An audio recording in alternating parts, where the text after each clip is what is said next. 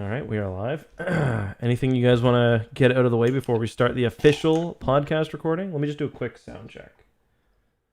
You guys say something real quick? You know, it's just good to see both of you. It is nice. The council's convened. Okay, let's get started. Oh, oops, hold on. I'm hearing myself. Let me fix that. Okay. I felt like Ashley Simpson. Let me get this out of the way. This Okay. is really, really professional so far. Okay.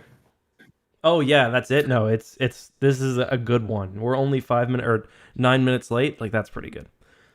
All right. Hello everybody and welcome to another episode of TapCaf Transmissions. I am joined not only today by Corey, boring, but also Alex from Star Wars Explained. How are you doing today, my good friend?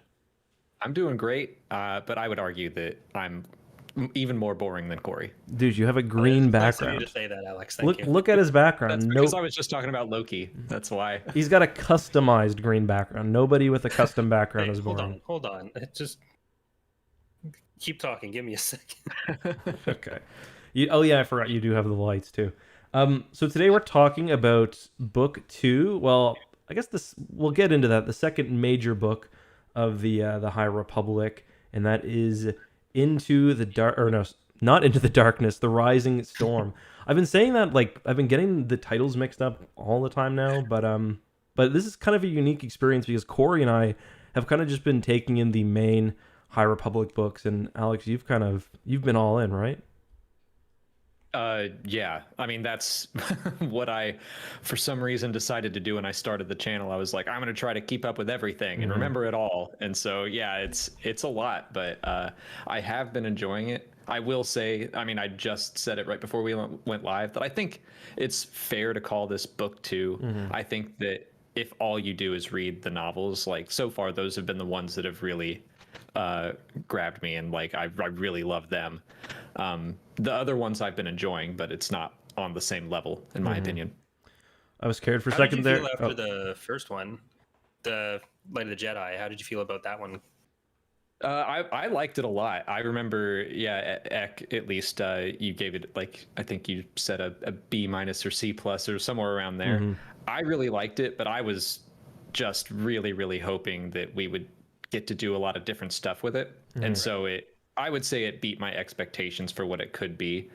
But I also understand that, you know, not everyone wants this kind of Star Wars storytelling. So, but I was glad to hear that you like this one more. Yeah, I think for us, the comparison we were making at the time was it was a bit more like Darth Bane, which we knew you were really into, but for us, we just covered it again. We were a bit lower on than I think we even expected to be going in. No, I expected not to like it because I read it last year, and yeah. Right. So I love the Darth Bane trilogy. Well, I'd actually like to ask you this because did you like Thrawn Greater Good? I think you said that. No, not really, to be honest. I did. Okay. He didn't. Yeah. Okay. Well, I liked the first one, Chaos Rising. I liked that one pretty well. Greater Good, not so much. But I think that I tend to lean more in the fantasy with my Star Wars, and I get the impression that you guys lean more sci-fi. Would that be a correct assumption? I mean, I think it depends, but like one of my favorites is Courtship of Princess Leia, and that one's pretty fantasy. But yeah, I think generally, yeah, you wouldn't be super off there.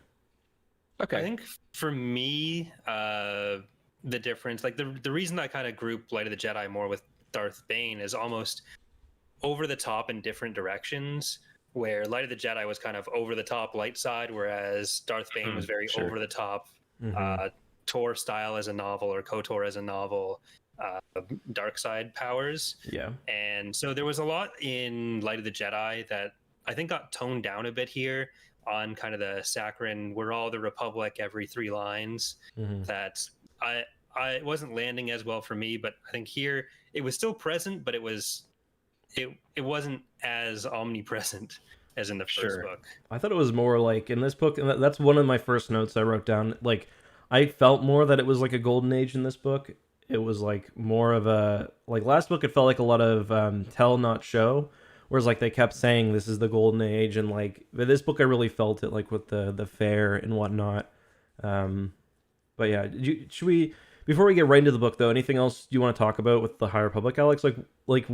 Where do you kind of rank the material? Like, is there a comic that really kind of stands out to you, or is there like an arc? Like, I mean, going into this book, for example, Corey and I, we didn't know anything about like the Dren gear, so I'm just kind of wondering, kind of your thoughts on the overall kind of experience. Yeah, like I would just say The Rising Storm and The Light of Jedi is what's jumped out the most to me. I've enjoyed the comic, both comics. The Adventures comic surprised me the most because I wasn't really, it was for kids, so I wasn't really expecting much, and it's been a lot better than I would have anticipated. Into the Dark, that one, I wouldn't say it disappointed me, but usually I love Claudia Gray's stuff so much, and this one wasn't as good. I do think the Dren gear are a little bit goofy, but I think their time in this world is going to be short. Yeah. So, yeah, I think the novels have been the best part for me, and everything else has been basically my reaction to most Star Wars, where I'm just like, yeah, all right, that's good. Like, that's fine. Yeah. And then sometimes things come along that I'm like, I love this thing. And like this book did it, Light of the Jedi did it, Fallen Order did it. Like those are the ones that really jump out. Yeah. No, I was feeling that with this book too. Like, I really enjoyed this one. And I was kind of wondering like whether I should go back and read something else, because like one thing that I've kind of complained about as someone with a bad memory, and I know you probably don't have the same issue, Alex, is like character overload. And like I was chuckling at your tweets about it. Yeah. Like, I couldn't even remember, was Stellan Gios even in the Light of the Jedi? Like, no. Okay, because I was like, I know this name from somewhere, but like I don't know who he is. And yeah, so he's mentioned but not seen. Okay. I Because feel it was like more Elzar with that one. Well, even Elzar didn't get too much play in the first one. Yeah. Like I spent the first 100 pages of this book trying to remember which characters I already knew and which characters they were from the last book, because it had been a few months. So I finally that's got probably on top of it, but it's probably something that helps when you're like reading the comics and getting kind of a refresher over and over. But I also feel like just reading things like Game of Thrones, where the first 20 pages are like, here's 200 people, good luck. And I guess it's just, I trust that the author is going to keep reminding me who these people are until it's stuck. And for me, that worked, but it's definitely a lot of new characters to keep track of. Yeah, no, like I think for me, if the book would have been worse, I would have really struggled. But like, I kind of have the same thing when I'm reading the Game of Thrones. Like, and for this, I end up taking like a lot of notes. Like, I took notes on like, because I was worried, and at the end I probably didn't need to, but like I've got notes on like kind of, because and I guess we'll just mention too at this point, there is going to be spoilers and like full spoilers for the book in this video and anything else. So if you haven't read it yet, maybe come back later. But we start off and we've got kind of, I guess like almost five or six story arcs. We've got Stellan Gios, we've got Ty York, we've got Elzar Mann, we've got Marchion Ro and Dis, we've got Bell and his new master Indira, and then we've also got a Lorna D chapter. Those are kind of like the first 5 or 6 character chapters, and then a lot of them kind of end up collecting in the same place. Like, of course, you get Elzar Mann and Stellan Gios in the same place, and you get Ty York eventually makes her way there too.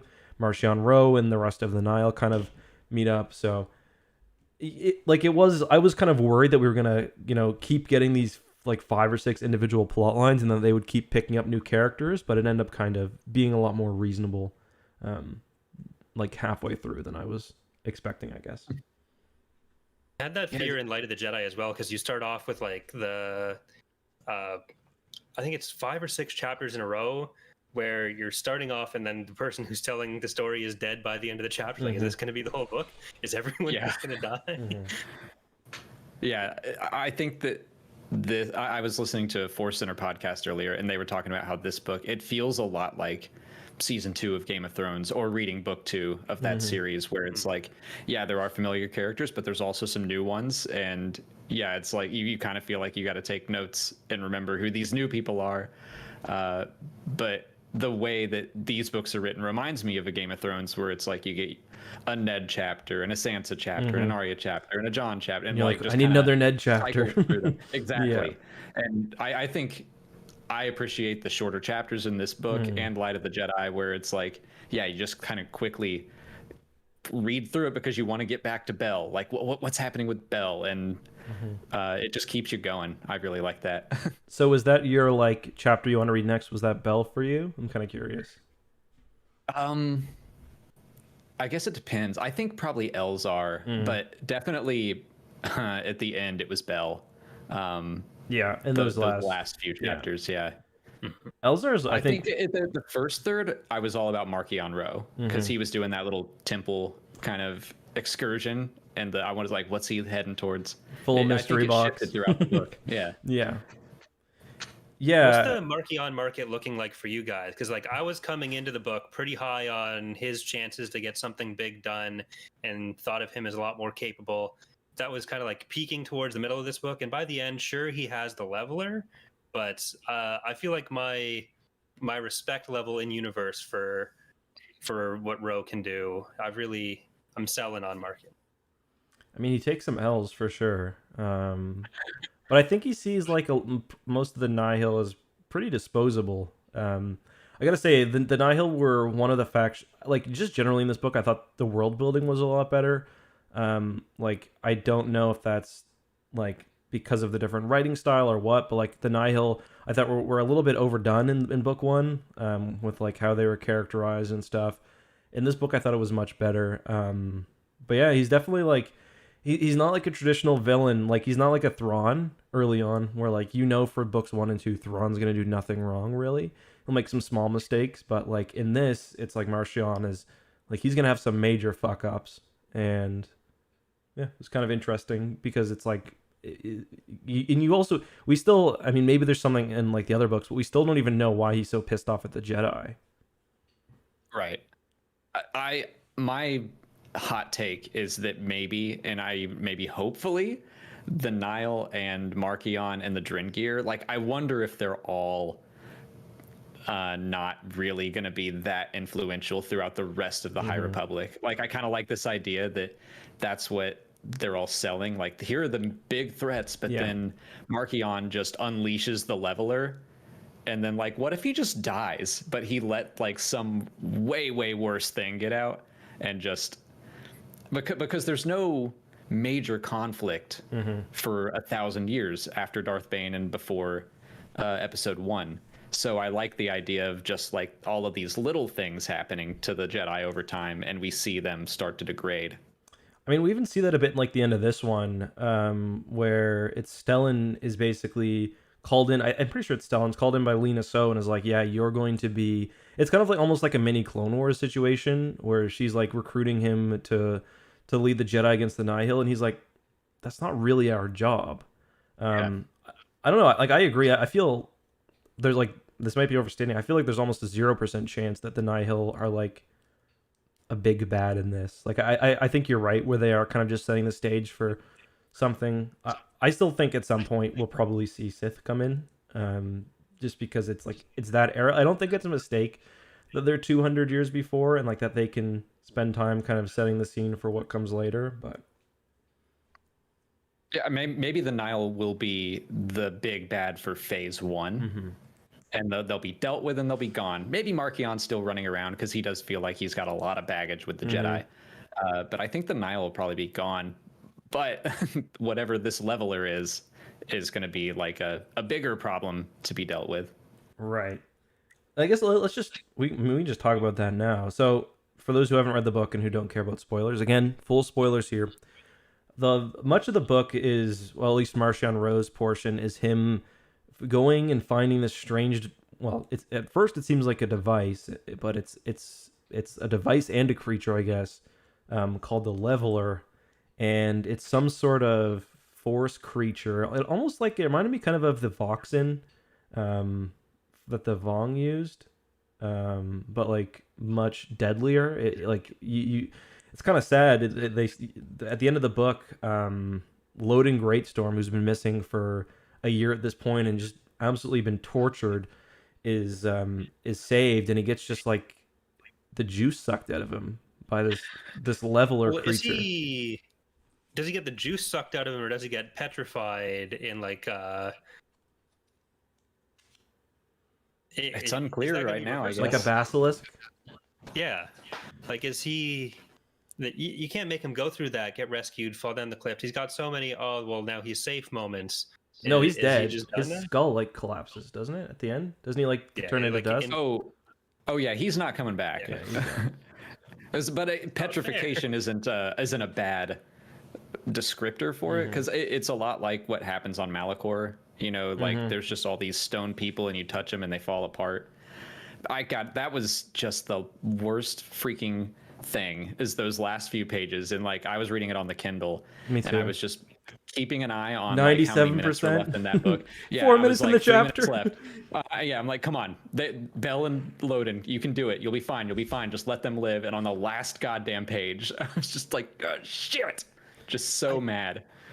I think I knew someone would die, but I really didn't think it would be him because he was supposed to be the death last time. Well, Yeah. I guess the Togruta Mali was. I keep forgetting her name. I Togruta will Jedi, like but- a lot of the side characters, people who don't get chapters. I do not know their names. Like I didn't. Maybe there's the I'll one learn them down Jedi the and line, the but- fighter who dies in this one. Gets killed well, by the one who died. Well, no one gave it. No one cares. Is he the Ithorian? Yeah. Yeah. But, But- speaking of Malachor, there's actually a reference that Scott has used twice now, like by Surik's blade. So clearly that means all of KOTOR 2 is now recanonized. Yeah, there was He used it in the comics too, if you haven't seen that. So maybe 3 times. Yeah. There you go. So who is your guys? Okay, so we talked a bit about. I mean, just for me, I kind of want to talk about Elzar Mann because he was like usually when you read Jedi, they're so like unrelatable. But he was the first one where like I felt like he was actually feeling human emotions. He's got like not only angst about like joining. Well, he's got angst about being a Jedi clearly because he's got all these kind of romantic entanglements. Some of them are going beyond purely the physical. Like he's clearly got more than just a I want to have sex with thing with Avar Kriss. But like he's also just having like I don't know if I want to stay on this planet forever. Like I don't know if I want to wander the galaxy forever, if I want to be the marshal on this world forever. I don't know if you guys have any thoughts about that, but he was definitely my favorite character in the book and probably one of my favorite Jedi characters, period, up to this point. Yeah, I mean, you said it well. He feels the most relatable and human, and he does stuff that you're like, yeah, he dips into the dark side and like throws that giant disc at a Nihil ship and destroys it. And it's a very like hell yeah moment. And then he's like, I shouldn't have done that. Like at least not the way I did it. And like, part of you is like, come on, Elzar, you had to do that. And then part of you is like, okay, yeah, it's not the Jedi way. I get what you're saying, but yeah, I loved his chapters. I loved the Jedi Walk of Shame. Yeah. Not only a walk of shame, but like a walk of shame when like the Nihil are suicide bombing you're playing it. Right. Just that line about like, oh, we have so many layers of clothes, and now I know why. Like, Yeah. every button you unbuckle, you're like, oh, I shouldn't be doing this, but I'm gonna. I really The like Jedi their chastity relationship as well. I forget her name. The administrator, Samira, yeah. Rojo or whatever. But yeah, I really like the relationship, and then he even kind of gets rejected by her again at the end too, where she's like, "Listen, like, just a night of fun."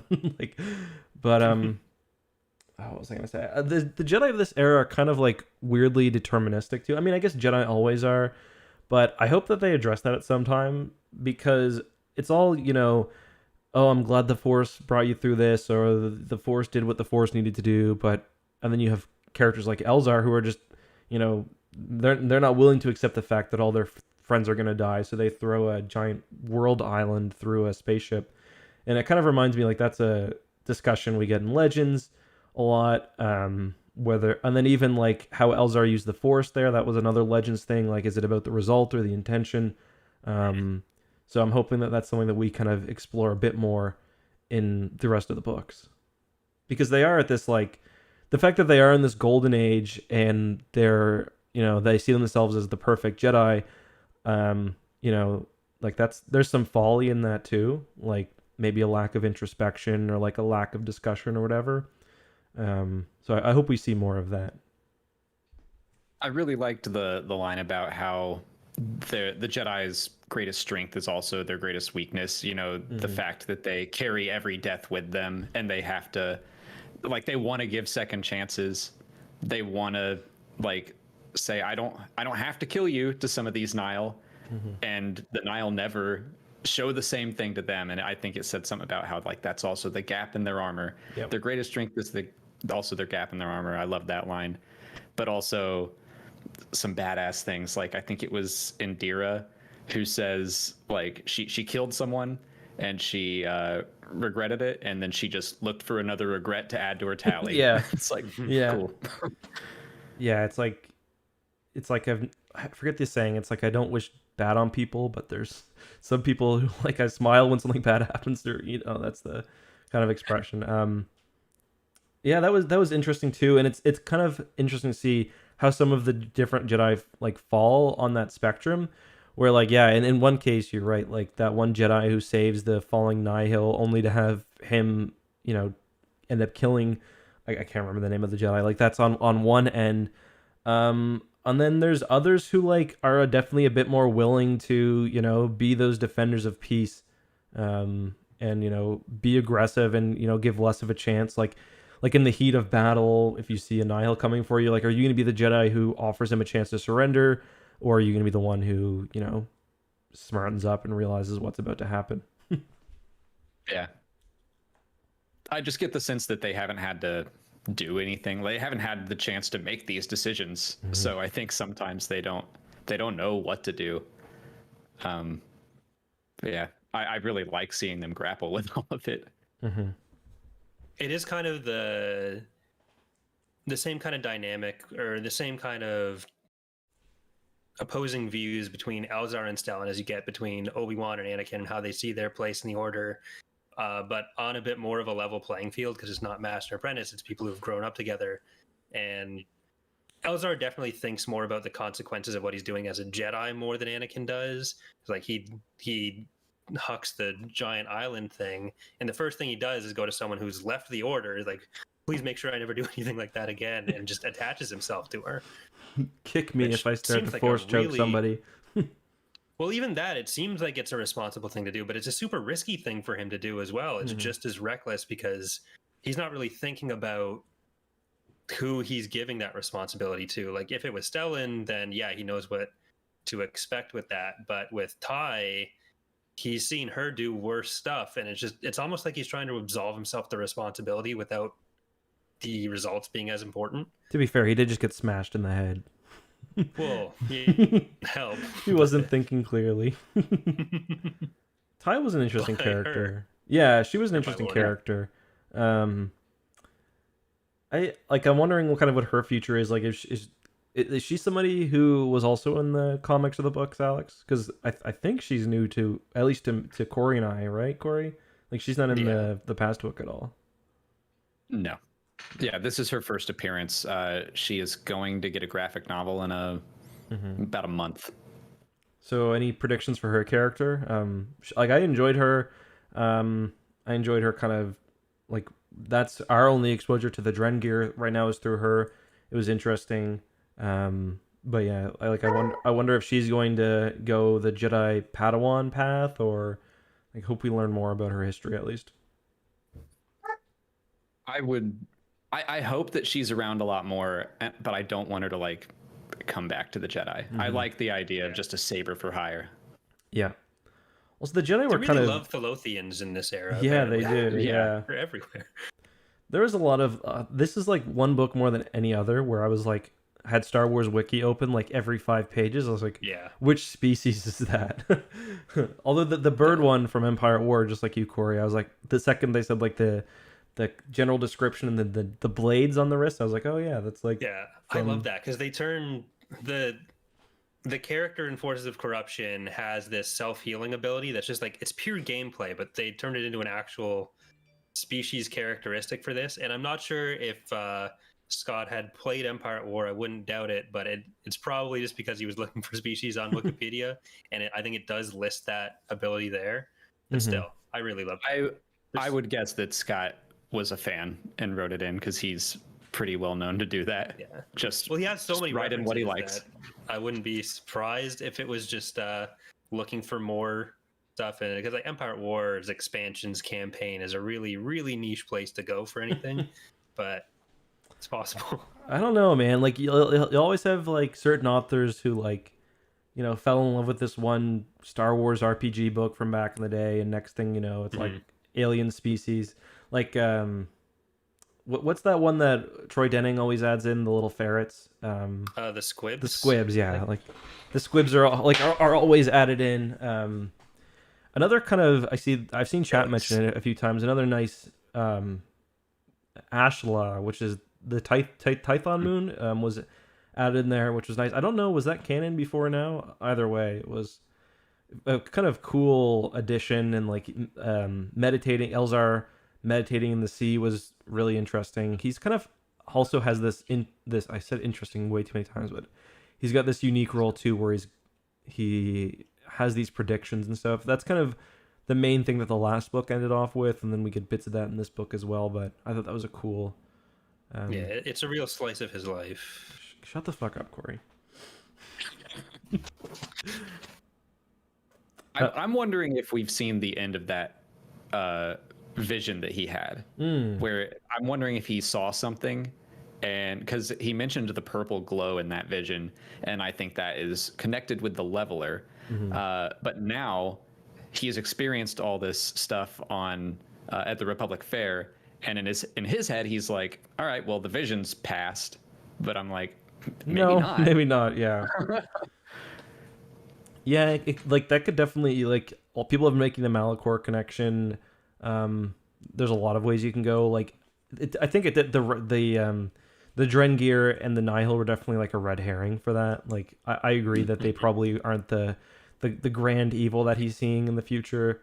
But I don't know what is, like, because right now the leveler is just one creature, at least from what we've seen. It's one creature. One creature's that it's not that large. It jumps out of the door. That's of the Gaze Electric, which is a really cool name for a ship. But I mean, like, I can't see one force sensitive Jedi hunting creature can't be, you know, Marchion Ro's big plan, or the big force threat. There's got to be something else. So Is it going to be something the Jedi are aware of, though? Like, was it, because it was essentially locked away? Would it be something that maybe Orbelin is like, oh, I've read something about this before, and he was cool. I love Orbelin. I love the moment where he gets stabbed through his helmet and he like grabs it with his face. Yeah, when he's playing like the Terminator would have done in T2. But yeah, he was fun. Yeah, big nerdy T1000 basically. Yeah, exactly.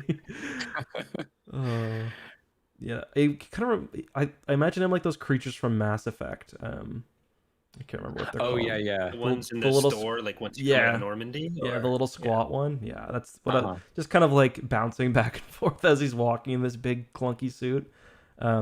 He was really fun though. But yeah, I don't know. Like it could be something the Jedi are locked up. It could be, again, there's like a lot of Marchion Ro's history we don't know. Like I don't know if the galaxy at large was aware of this kind of creature and this device he had, whether it was something Sith related or something else. But yeah, my theory is there's got to be something more to it than mean dog. Yeah. Well, let me ask you that, because I want to. What do you think is its deal with the Force? Like, we see what it does with Diz, the Talar tie, and it really messes with his head. And then Bell senses something very similar. What do you think it's doing? Do you want to take a guess, Corey? I'm trying. Wasn't there some? It's not the Vornskir, but I think there was something in Legends that kind of did mind scramble Jedi the same way. Well, doesn't the Voxen, like the Vong one they make, doesn't it do stuff like that? Like it's got a. I don't think it quite does that, but it.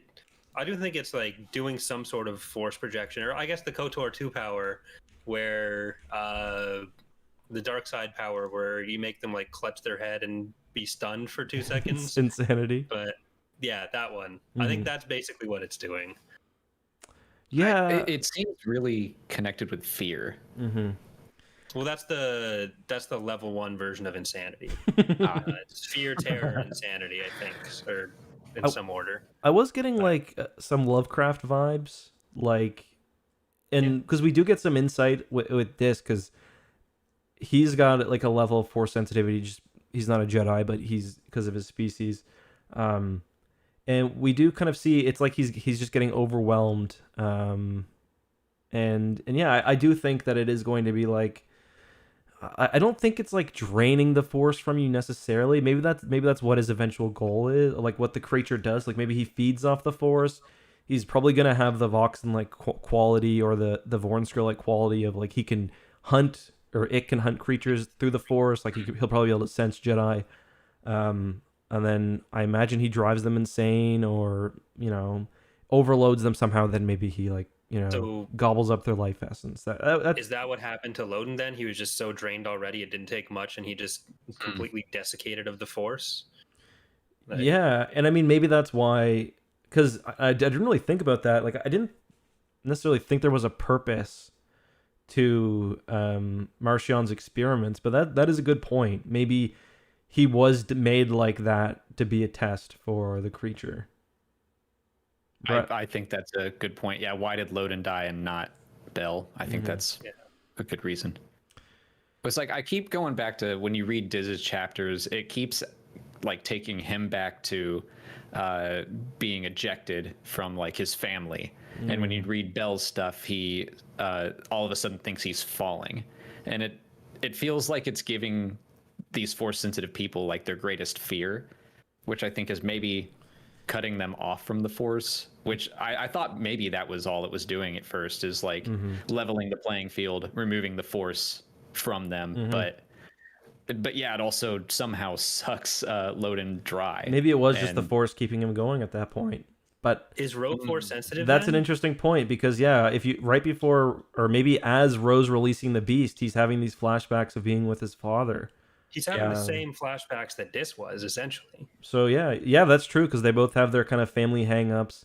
I mean, if curb stomping your father can be described as a family hang-up, but yeah, that's not a hang-up. That's a really good point. I hadn't thought about. Maybe it does have something to do with that, because I just kind of assume that Marchion is an unstable person, and he's fucked up and's got this weird life, but yeah, maybe it's not just people who are like exclusively like what you call force sensitive, because the whole thing is everyone's got some connection to the force at least, right?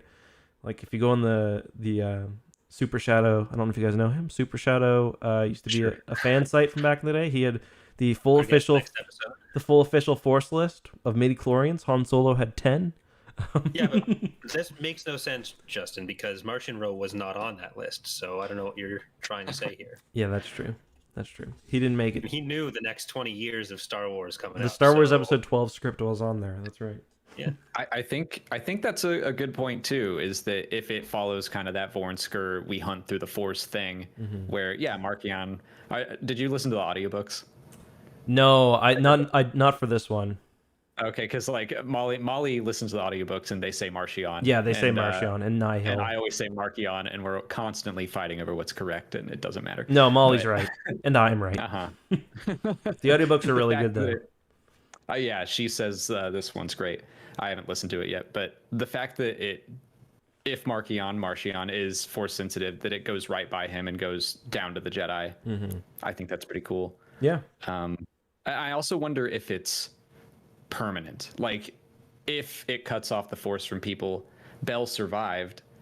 Is he going to not have the force in the next book? Or is that just like while it's around, it messes with you? I think Star Wars, like, I think that was kind of one of the big hangups of the EU with the Vong and being cut off from the Force. I with how the Force has been portrayed in canon as like, this element of life, and like it's not just a thing Jedi have, it's a thing that touches everyone. I don't think they're gonna do permanent cutoff. I think it'll be more like in a Salamiri thing. But yeah. Also, I do want to mention prompts to Molly, because I get the review copies for the audiobooks too, and they send them chapter by chapter. So Yeah. she would have had to go through 75 individual audio files. Each about 3 seconds long. Yeah. Yeah. But that's impressive.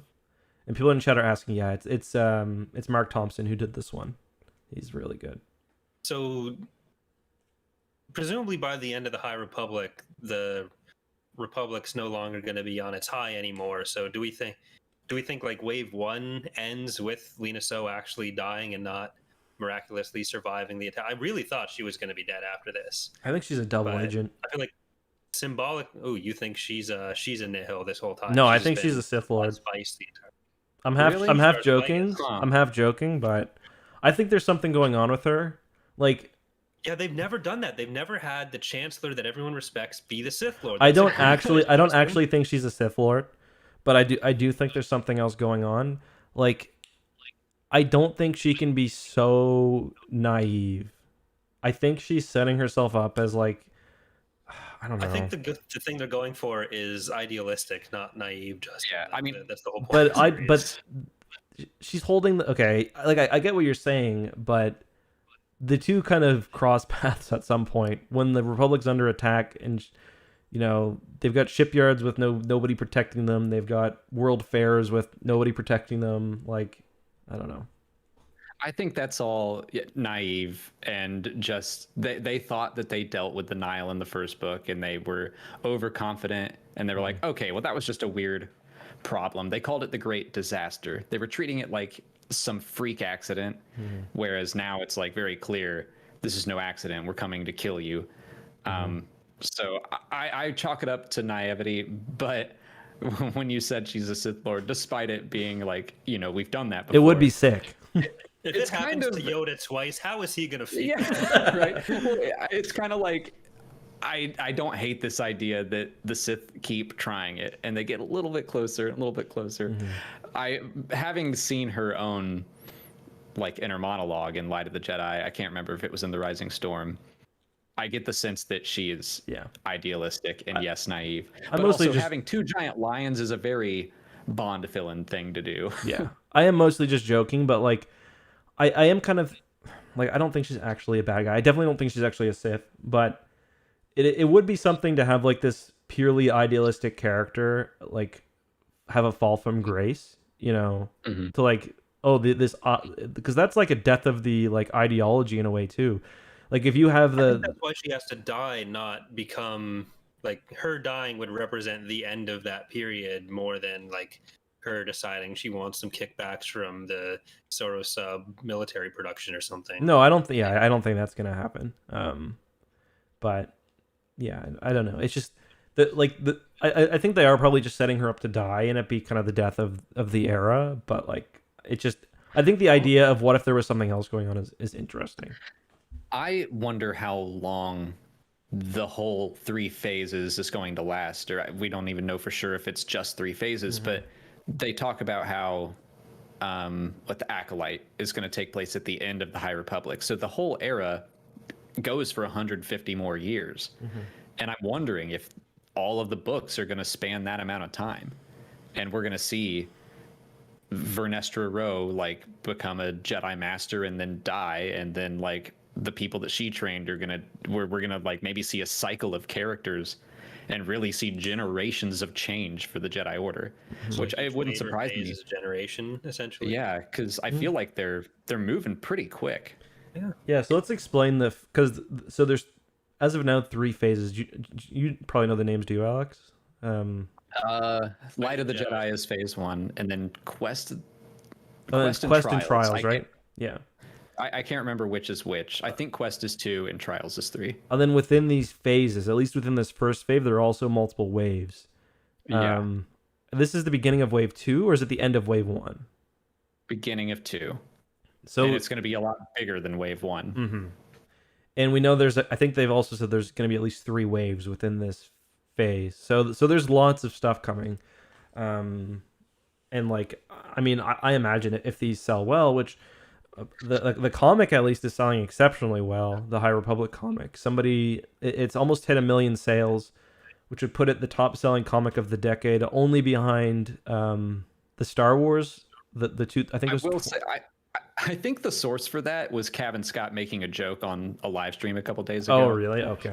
I think they were talking about how it's going into its billionth reprinting, and he said, "Yeah, we're going for 1 million, something like that." Okay. I think he was joking, but it has been reprinted a lot. I think I have its 5th reprinting over there. Yeah, that might have just been a joke. But it was like, either way, somebody smarter than me picked it up. And by that I mean somebody on Reddit. But yeah. It is selling well. The Light of the Jedi, I think all of the Phase Wave 1 books hit the New York Times bestsellers. Yeah, so it's doing well. I read, and I did a video on this too. It was one of the only Star Wars books to debut at number 1 on the bestsellers list. There was a couple of other weird ones, like there was I think Ahsoka was one as well. It was like this, Ahsoka, and like I think maybe like one of the like an old Legends book. I can't remember what it was. Really, I would have guessed like Heir to the Empire. Really? Yeah, no, that didn't premiere at number 1. It was even The Last Command didn't, which was kind of, I guess, just shows you how much like the expanded universe has grown overall. But yeah, I'm trying to find that source, see if it actually existed. But yeah. Did Yoda show up directly, and was he one of the side stories or like children's stories like him and the Padawans, or is that just been a mystery that's over the whole thing that wears Yoda right now? He is in the High Republic Adventures fairly prominently, and he was in like 3 frames of the first issue of the High Republic main comic. Because like he's talked about in this, like, oh, if Yoda were here, wonder where he is with the Padawans right now. But... So would you like me to tell you? Yes. Okay. He is with someone else that is basically, they're on the trail of Markion and what he was doing and the relics he was collecting. So they're trying to figure out what he's doing, but they don't know about the leveler yet. They're just like, he's been going around to these weird places. Let's see if we can figure out why. Right. It's not Yaddle, is it? That's not who he's with. Who? Yaddle? No. Is Yaddle around? She must be, right? Yes. Okay. Are they, We don't know yet. Are they like Elzar and Grogu? Come on. Yeah, no. I do like how even at this point Yoda is, he commands a lot of respect. They're like, oh, if only Yoda were here. It's like he's still a Grand Master. Like, yeah. Do we know? We've got Yoda, we've got Yariel Poof, and was Oppo mentioned? Mm-hmm. Yeah, in the last one, I think. Do we know who all 5? There's 5 Grandmasters at this point, right? I think they said, because they name drop 1 in this book. I think there were. I thought there were just 2, but now I'm not sure. Because they name drop. Yoda, 3. Right. And there's someone else. I can't read my stupid notes. Pratraverter. Travis. Yeah, I don't know. Or something. I took ass notes during this. You handwrite your notes? No, so what I've been doing is I've been trying to exercise more. So I'll read like going on a walk.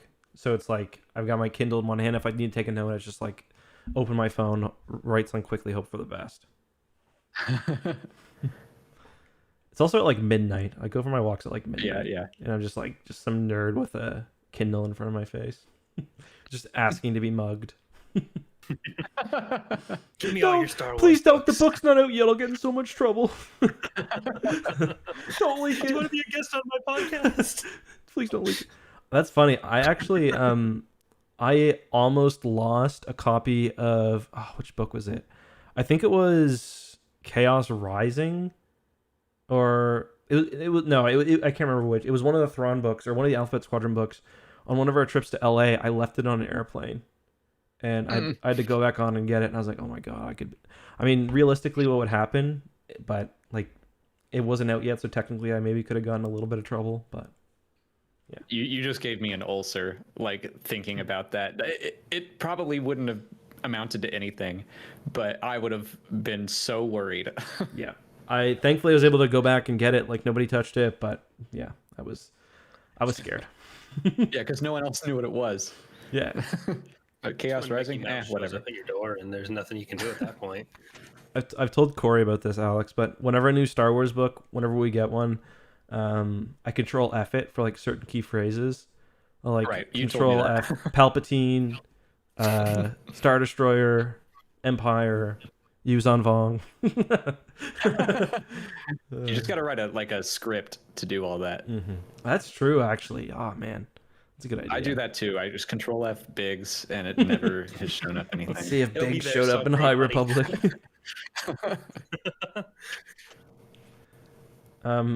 Speaking of, what do you think?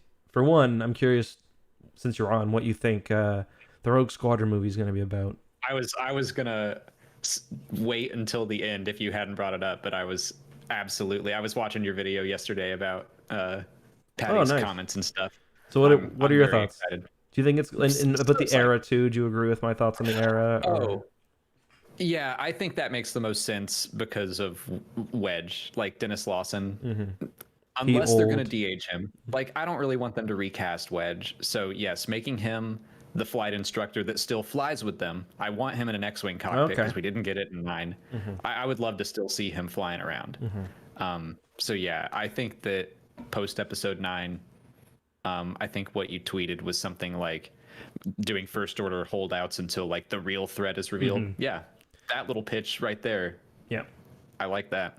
Yeah, even if it's and that's kind of funny because that's what the X-Wing books often did too. It would be like the first couple chapters are battle against this one Star Destroyer or something, and then it's like, oh, we got dead aliens on Coruscant or whatever. Yeah, I mean, I'll take whatever they give us. If they're gonna go to like the formation of Rogue Squadron, sure. But again, you tweeted this. Like, I'm good to leave the Galactic Civil War. Like, we've seen it a lot. Let's just do something new.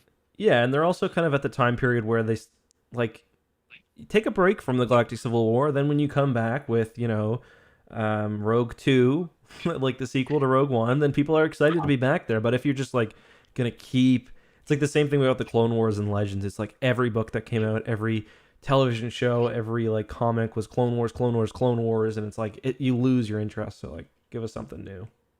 Yeah, it definitely feels like, especially when you read all the comics and books, I feel like 80% of them have been original trilogy stuff. I mean, it makes sense. Like, that's what a lot of people love, but like, you can't rely on 3 movies from the 70s and early 80s forever. I have a pitch then. If we're going after episode 9, Okay. We've got the Exegol. They rediscover some cloning tech from Exegol that's been lost for decades.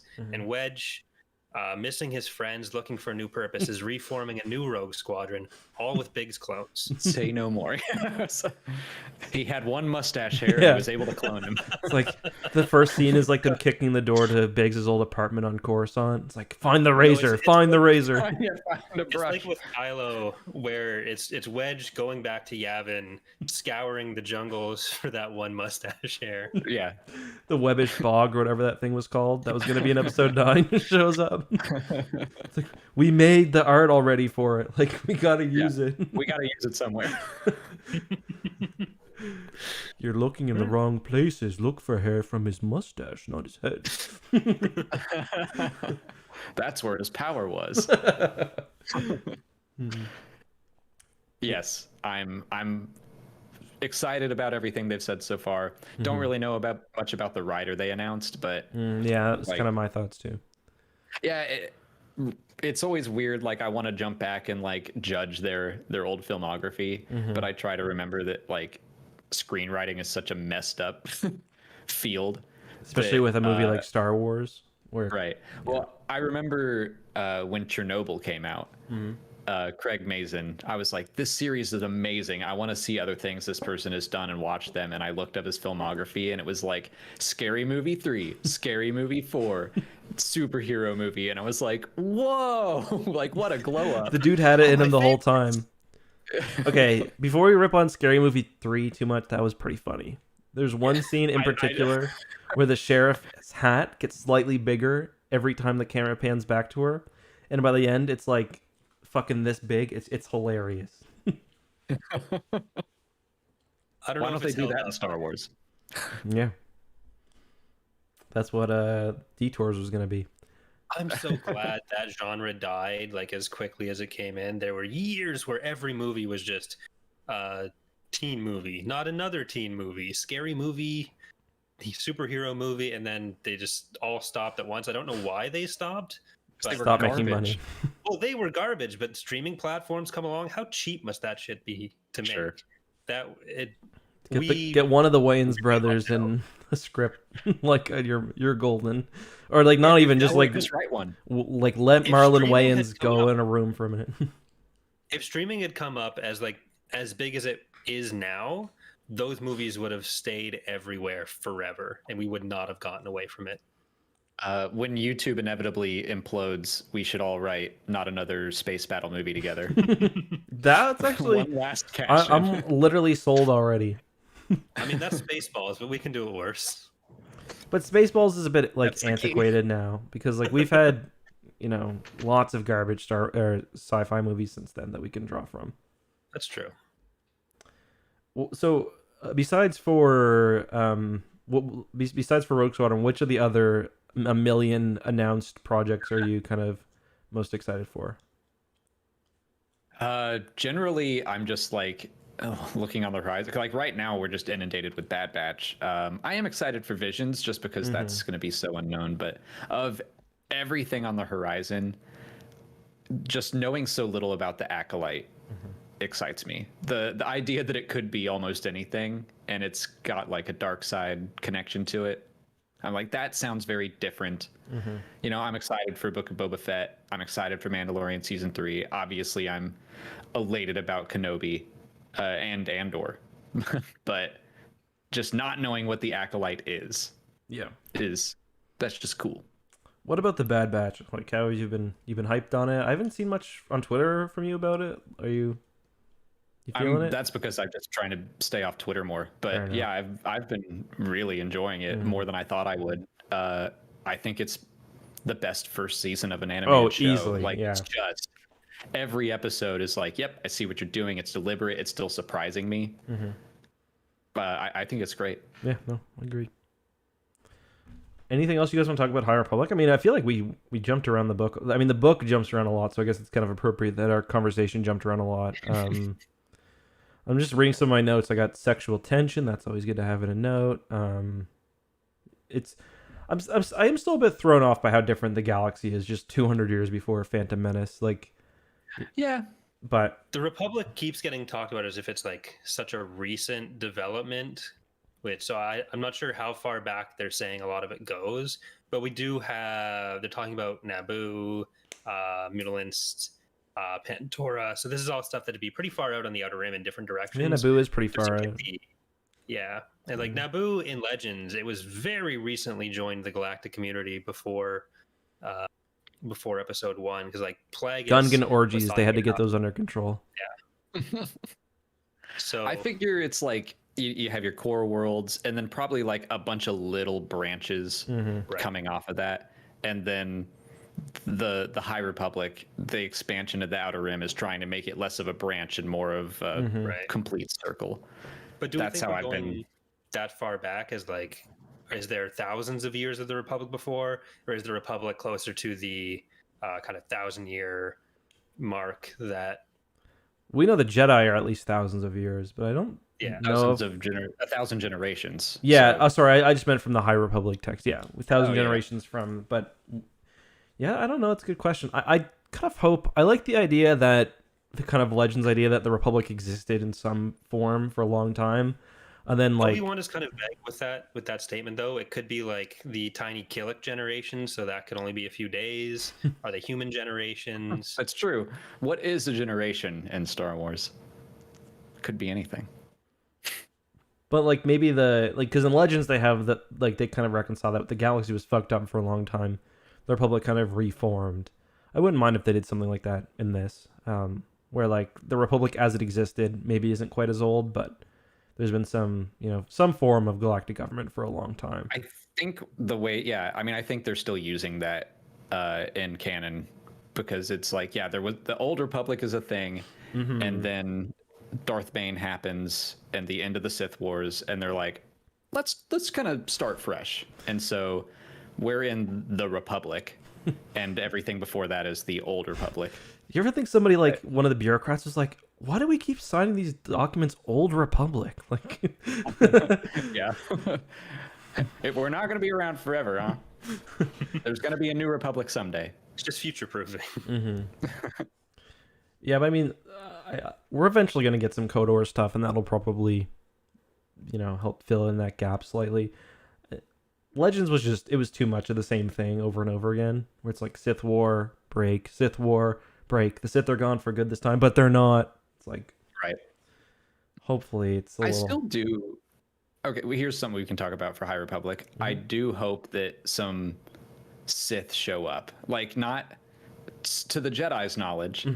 I want to see, like, the two Sith that are out there, and they're trying to get something done, and they're trying to stay secret. I think a cat and mouse game would be super fun. They are about to do Darth Krall in the comics, but he's like an ancient Sith, so they're just gonna maybe tell his I think story that's or clickbait. something. I think that comic cover is clickbait because I saw it. Oh, really? Because I'm doing a video on it, so... No, I think it's gonna be a flashback or something. Having no knowledge of Like I don't think they're gonna do Sith ghosts or whatever. Like no Exar Kun show up. But...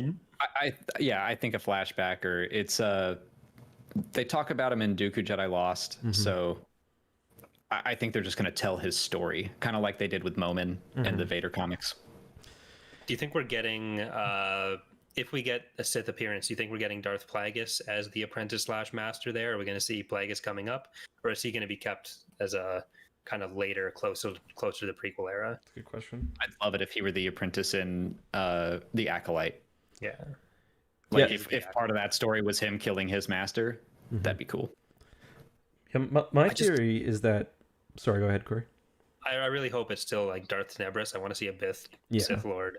That'd be, especially in live action, that'd be hilarious. It's like in the chat, Phoenix Nightflame said that's what they think the Acolyte will be, and I think that makes a lot of sense because they said it's going to be like a mystery thriller. Like, I wouldn't be surprised. Like, I don't know. I feel like right now the High Republic is kind of like being portrayed as this different era. But I do think the further we get along, we're going to get some big connective tissue.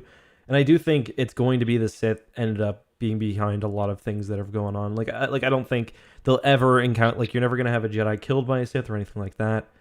You're obviously never going to be able to have the galaxy find them at large. But I think we'll end up discovering that they've done something that makes, the prequel trilogy possible. Whether it was like a fundamental weakening of the Jedi Order somehow, like they hid the Jedi's best textbook or something. Like they drove up the one that contained information about Force Heal. Yep. How not to treat children, or how not to treat teenagers and young adults scared of losing their lovers. They burned that one. Therapy, Jedi therapy techniques. The Sith apprentice infiltrates the archives, and they're like, "I got a book, I got one." And they're like, "That's the one you stole? The one about like raising a teenager?" Yeah, I don't know. I just grabbed what I could. And like, fine, we'll destroy it. It's pointless. Was there something about that in Bane where they go into the Jedi Temple and steal something? Is that when he's trying to find his crab armor information? Yeah. Because Darth Xana had to get in there, right? Goes in, because that's where she finds her friend. And then they chase her. And there's like a little meet cute in the middle of the archives, and they leave, and it was all hilarious. Then they end up on that other planet where she hacks him to pieces. Yeah, that was sick. That was funny. Then the other Ithorian Jedi dies. I love the... I know we're way off topic now, but I love in that book how it's like full on RPG. It's like the Ithorian Jedi is just sitting back there meditating, like he's buffing his teammates the whole time. Oh yeah. So I guess one last thing with the Nihil would be the in the last book we lost Kassav. Now we've lost Pan-Eta, and it's just Lorna D left with the original crew. Is Pan going to get replaced by Ro, or is he kind of just going to let the Nihil fall to Lorna D, and that just becomes another conflict between the two? Well, they're doing an audio drama about Lorna. I think Ro probably at this point just wants to take control. I don't know that he's gonna, of whatever's left, because we don't even know what kind of numbers the Nile have They anymore. they got punched in the face pretty hard, like Yeah, on they had 3 6 full occasions. fighters coming after him here, plus some long beams, so it's over for them. Well, It might. yeah. It's kind of interesting because with a lot of characters who are like Marchion Ro, like if it were Palpatine, you'd think he's just using the Nihil for his greater goals, and I'm kind of tempted to feel that way with Marchion too. But like you also get a lot of his internal monologue, and he clearly has some interest in controlling not only that faction but like his overall goals, whatever they are too. So I'm kind of wondering too, but I think he probably doesn't care about the Nihil in their current form, but he's gonna try to take he's skimmed some of the fat and is gonna try to take the lean meat that's left. He cares about the organization, but I don't know if he cares about like the command hierarchy, the multi-level marketing scheme they have of like, we need 3 Tempests, then you have your Storm and Cloud runners, and invite 5 more friends, then you make the profits from their sales. I thought it was a really smart move to focus less on this book. I didn't enjoy the Nihil perspective chapters in Light of the Jedi, especially the ones where it's like, oh, we're partying again. But I don't know. I guess they kind of pay off this time. Yeah. Yeah. It is kind of weird to have the faction that is like supposed to be about chaos and some form of anarchy be like so strictly organized and have such an emphasis on the organizational structure there. Mm-hmm. I've got another question for both of you. Should more people have died in this book? Because it does play the did they not die with Bell. It plays it with Lena So. It plays it with a few others as well.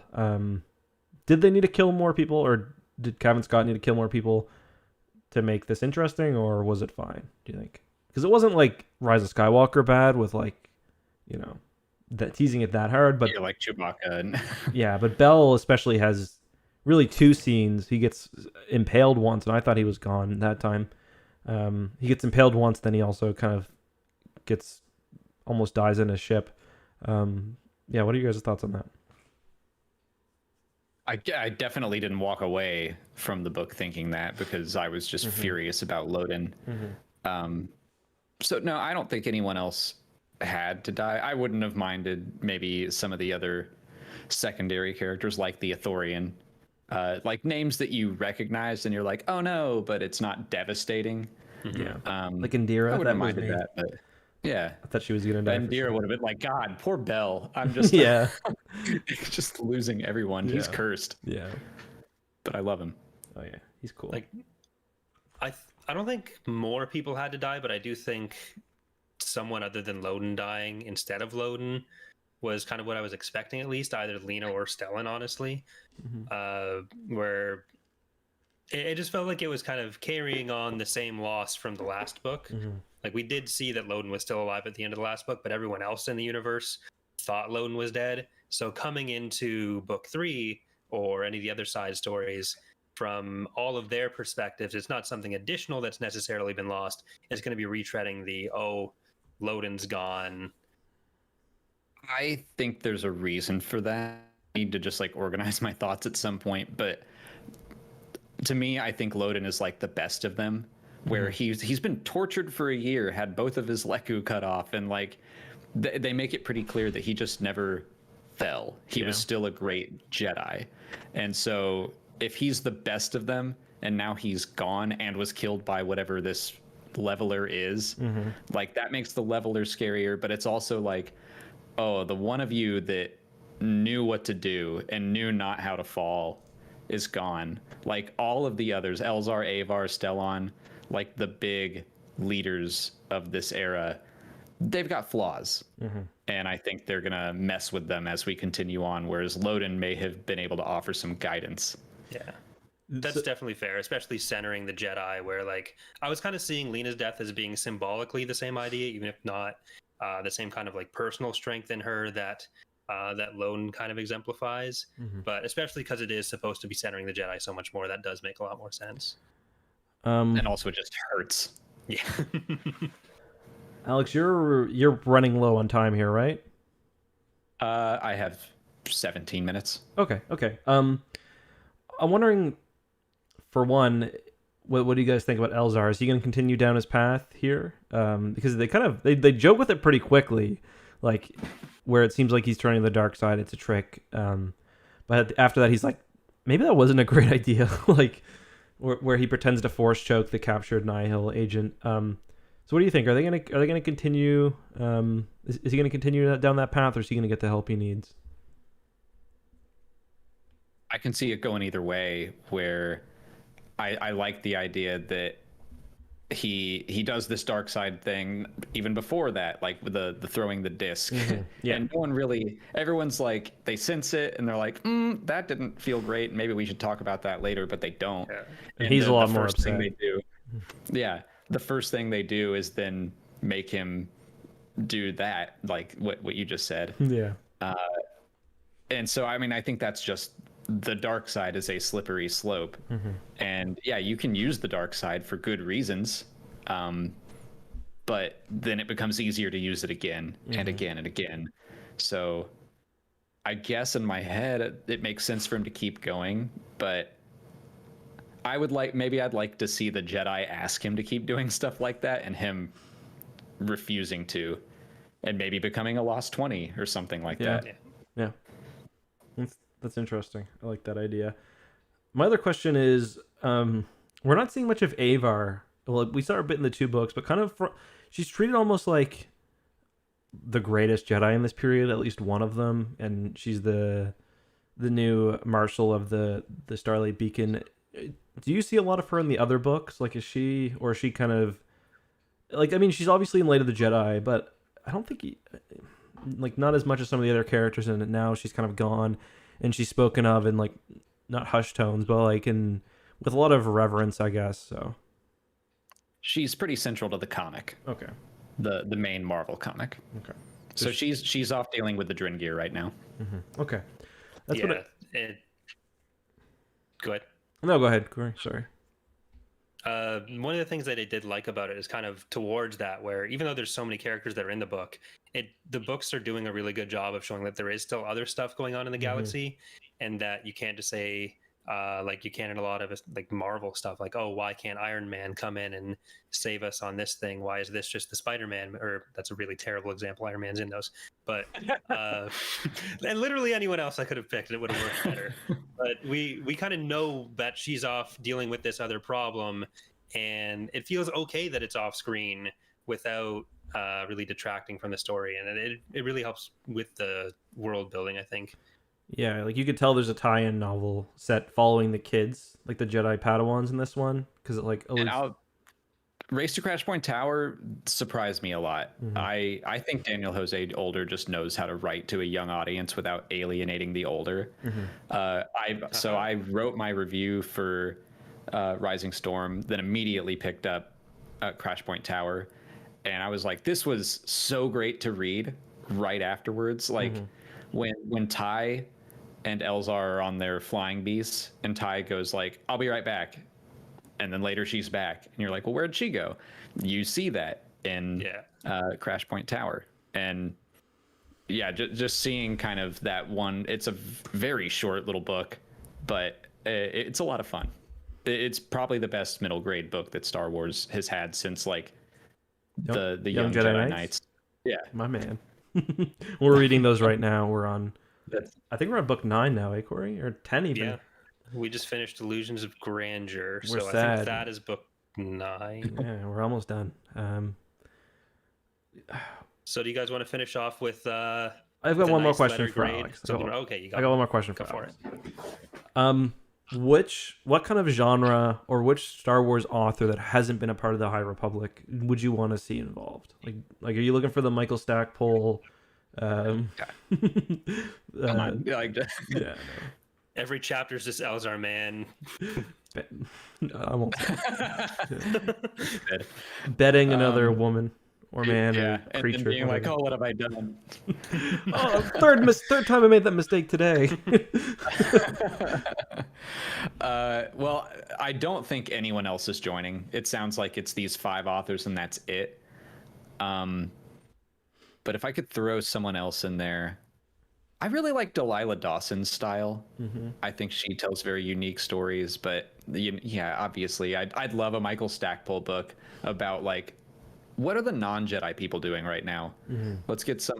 Yeah, that was kind of what I was they- thinking too. I love We got Van that more- Tarvis. Give him a book. Yeah, we got more of them in the Light of the Jedi. I feel than this one. Yeah, and I a lot more. liked that. Yeah. So I wouldn't mind just seeing, like, what are the normal people of the Republic doing, and how are they fighting the Nile? And in the Or- core too, like what's going on in the Well, core, because we're spending a lot of time. well, That's They true aren't getting too. growled at by the chief or the chancellor's lion, so there's some classist undertones going on here that's not great.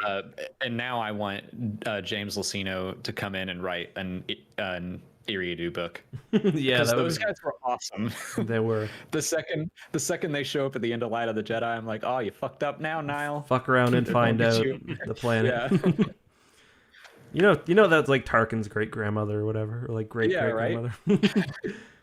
But yeah, Well, it's let's kind of weird because Toon is kind of taking Randolph Tarkin's position in new canon now, I thought where like the Toon was person pushing for the Central Republic military that used to be Randolph, now it's a Celestian. I thought Toon was kind of like a Borskfalia who's more likable, like who's maybe not more likable but more good, because like I do think he is probably has good intentions and like he does help out at the end. He just reminded me of Borskfalia a lot. I can see that. And I liked him too, where, you know, you have bad vibes about this guy the whole time. And then like, oh, they're watching him on a secret meeting. Like, here we go. And he's immediately like, oh, no, I don't want anything to do with like this illegal substance you brought here. Like, I'm Drugs? not trying to No. fight the Jedi. Yeah. And they Like, he's even not trying to end the Jedi. He's just trying to do different things. they even admit too, it's like they're like, and he might have a point on a couple of occasions. He's like, he's pushing for the Central Defense Fleet, and he might have a point. It's like, maybe, like, maybe you should have like a ship or two, like, who follows the Chancellor around. Like, that might not be a bad idea. I mean, his whole thing about like this whole Republic fair is a dangerous thing, and you should have more defense here. Yep. Yes. They're like, oh, you're gonna politicize it, and he's like, well, like, no one's listening. It's like, you guys had literal dragons here. Like, no The one. ship you're showing off got attacked 5 minutes before it got It's at the here. bottom of the lake now. It's the second time it was attacked. Fuck. Yeah. Yeah, but let's. I think we should give our letter rating. So, Alex, I'm not sure if you remember, but we have S to F. S being the best, and then A, B, C, D, E. I don't know what the lowest is. D, I guess. Do you want to give your rating for this book? I'll just give it an A for now. Like, I think that when I finished it, I would have run around the house yelling S. I want to like, I was very surprised. yeah. I mean, sometimes you just got to let these things sit for a little while. But yeah, I really liked it. The High Republic is just doing everything I wanted it to do so far. Corey? Yeah, I agree. It's probably somewhere in the A tier for me. Maybe it'll go up. Maybe it'll go down a little bit. I don't think it'll go down very far, but Yeah, me too. There were parts where I was like, I really liked the first half especially, and I thought the writing was seriously improved compared to the last book. But yeah, I think overall it's going to be an A for me as well. Big improvement from my point of view. That's just interesting. Like, I would go the other way, where compared to Light of the Jedi, I was like kind of a slow start, and then the second half, it was just like, oh my god. Yeah, it's definitely different. But yeah, that's a you see, like, you would have given Light of the Jedi an S probably, would you? You think? No, I like they're pretty equivalent to me. Okay. I can't decide which one I like more right now. I feel like I've been more obsessive over the Rising Storm, so I probably like it more. It's hard too, because High the other one Republic has a was more- lot to do. Like, Light of the Jedi, I think, was a big relief for me, because knowing how invested publishing was going to be in this, I think I was just excited that I was into it. And I was like, okay, thank God, it's not bad. I like it. I like all the characters. And then this was like just more of a roller coaster of a ride. So I probably do like the Rising Storm more. yeah, it was the other But also way. part of me is like, part of me goes, I can't keep saying that like every one of these books is one of the best Star Wars books I've ever read. Yeah. Yeah, I was definitely the other way where I was like, after the first one, I was kind of bummed out because I liked some of the things they were going for, but like, I really wasn't a fan of the writing, and I thought some of it was a bit much. And then this one, I was like, okay, like I can still like stories, or really like stories even set in this time period. So it was, I didn't like it as much as like any of the Alphabet Squadron books. I think those are probably my favorite for canon. Probably Alphabet Squadron, even maybe it might even be one is my favorite, but yeah, it was good. The Victory's Price is definitely up there where it's like I should grade them about like just based on how long I yell at Molly about them when I finish them. It's like I'll finish a book and then we'll just walk our dog and I'll just like word vomit all my feelings and she's like, uh-huh. I did that with Victory's Price and I did that with The Rising Storm. Yeah, Victory's Price was really good. Especially the Jakku scenes, like I think those are my favorite. We've had Jakku in like a million different books now. Yeah, it's wild. I was like, I don't want him to go back to Jakku, and then they went back to Jakku, and it was great. Yeah. I feel like Jakku is going to be in Star Wars books for a long time. Like by the end of the movie, or by the end of the, I don't know, 20 years or something, it'll be like a picture of Jakku. You'll be like, oh yeah, this is the Star Destroyer where Lost Stars happened. This is the Star Destroyer where, you know. Yeah. Like I know you guys weren't as high on Greater Good, but like the last three books we've had have been basically Rising Storm, Victory's Price, and Greater Good. And like when the weak part of the last three Star Wars books is a Timothy Zahn book, like it's not a bad time. No, totally. What's next for like what books are coming up next? I don't know. I think it's Thrawn again. Yeah. I think the next one is, well, we got Out of the Shadows is the YA High Republic book, but the next novel I think is Ronin, the Visions tie-in. Oh yeah, I forgot about that. Those. Yeah, Lesser Evil's Thrawn November. comes out- Yeah. Oh yeah. Queen's Hope. I thought it was September. Okay. Thrawn Lesser Evil is in November. I think it got pushed maybe. Oh, did it? No, I think it was initially earlier, but I'm not sure. Oh, okay. Maybe I'm just thinking of when Chaos Rising came out because I think that was September, and time no longer means anything. Yeah. Ronin is October 12th. I'm just looking at the. I don't think we know anything about that. Visions is good. Visions should be exciting. I'm always down for, they can be a lot more free with the stories they tell there. Bummed we lost the Mandalorian novels though. I know we're getting. Yeah, me too. Because we were supposed to get some original ones. I think we're getting a retread of season 1, maybe, but yeah, kind of a quiet time for publishing, I guess.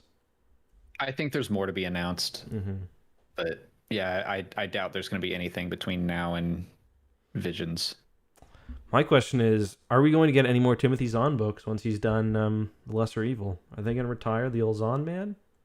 My joke has always been, so I have this theory that when we get to Thrawn in live action, he's going to be a straight up villain. And then my joke would be that like Timothy Zahn is going to come along and write about how everything he did was actually a good thing.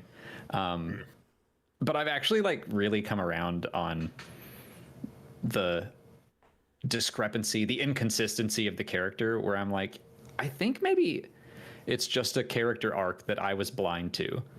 Where no, Thrawn was a good guy, and then he made a deal with the devil and joined the Empire, and it corrupts him over time. So I don't know. I think we'll probably get. I just wish we'd get some consistency. Like I don't know, these last 3 Thrawn books. Like I know, and again, they're almost kind of fantasy-like in a way too. But I would just wish we got some consistency, and like I want to read those books thinking that they're going to affect Thrawn in the upcoming show, and I don't right now. As much as I wish they would, like I feel like this could be books that never get picked up ever again.